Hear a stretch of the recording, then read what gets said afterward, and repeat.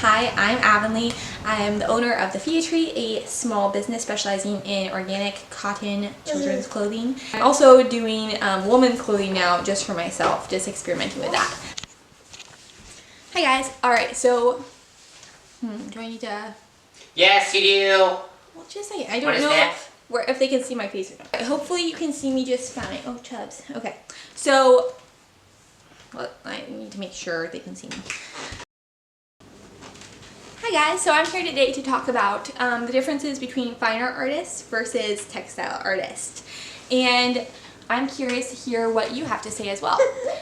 I've been a fine art artist most of my life, but I just started becoming a textile artist last year, and I have a lot to learn still. But it was interesting to see the correlations between the two, and what was similar and what was not at all the same, and if I liked the differences or similarities. So let's explore that together. So I'm going to talk about community at first within the art world versus the sewing world, because I found they were quite different.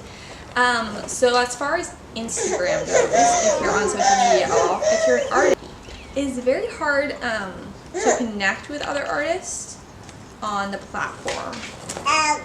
But in the sewing world, it's quite easy. I'll get into that in a second. As far as teaching art, that was wonderful because I was able to teach art and connect with all the kids who loved art as well. So I wasn't as much connected with other peers, except in my art school. That was different and that was fun. So it was kind of like the community, the local community I was very connected with. The social media community didn't go anywhere. As far as sewing goes though, I'm much more connected on social media versus locally. So it's kind of cool because I have an in my community locally with art and an in with my social media with sewing. The shift is that artists on social media are trying to get people to buy their work, and sewing people are wanting to share what they have learned, what they have made. And they're being entrepreneurs too, some of them. They want to sell their work like I was, but they're not all about I want to sell the product as much as look what I made. Look, I learned this new technique. I got this fabric from this store. And everyone's like chiming in and being like, oh, I want to try this. I want to try that too. I learned how to do this gather this way that is a lot better. And then everyone's learning from each other.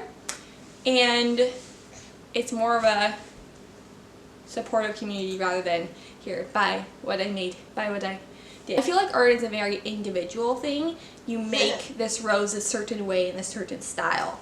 Whereas sewing, you have a pattern and you follow the pattern and you get the exact same replica as someone else who follows that pattern. And if something is different, you made a big mistake or you meant to change it some way and you went off from the pattern. So it's like a set thing versus art is kind of like a wild card. So because art is a wild card, you can't go up and be like, I painted that exact same flower and I love how I did the technique that way. That's so cool, you did the same thing. Like, you can do that with something else that someone else painted. Be like, oh, I used that painting technique too, but you can't be like, I did that exact same thing. We are buddies because we painted the same flower the exact same way. Whereas sewing, I feel like it's a lot like that. And you can become a pattern tester.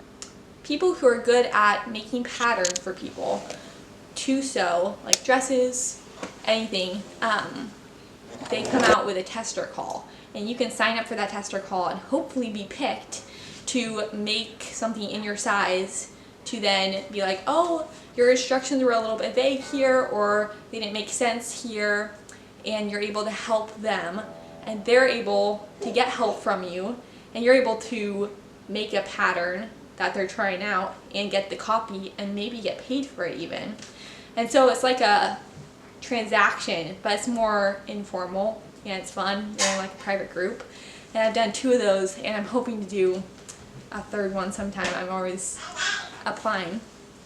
So it's super exciting. So anyway, art will always hold a special first place in my heart because it's what I love to do. and I love sewing too now, but art comes first. And I love that it's a wild card, that if someone tried to paint exactly what I painted, it's still gonna turn out different. Whereas sewing a pattern, you're gonna get the same dress or the same blouse. Using the same sewing machine, the same thread and bobbin, but you're using different fabric, and that's where you can go different from someone. Having a rayon chiffon, which is super drapey, versus a purple corduroy, which is super structured, and that is where you can be like, oh, I did this a different way. So for some reason, like, the back pattern was quite a bit longer than the front pattern, and I needed to cut it anyway because I'm shorter than the model height, and so I'm just cutting off this back portion and hoping that it will fit once I hem and put it up 3 inches. So we'll see. So anyway, this is just my own personal experience of finding the social media super good in sewing, and then finding art super good in local community. I think you could totally switch it up and have sewing classes. You can do online sewing circles that you pay 15 bucks to go to and all sew together, which I haven't done. You could totally do that and join the local community of sewists. And then you could go on social media and perhaps sell your work and do great at it, or love other artists' work and support them. So this is just my experience, and I'm just curious to know what your experience has been. So thank you so much for watching, and if you like this video, please like and subscribe. You can consider it. You don't have to do it. It just would help my channel grow, which it hasn't really grown, so that's okay. I'll continue doing some more videos in the future like this on the differences between textile and fine art. Thank you.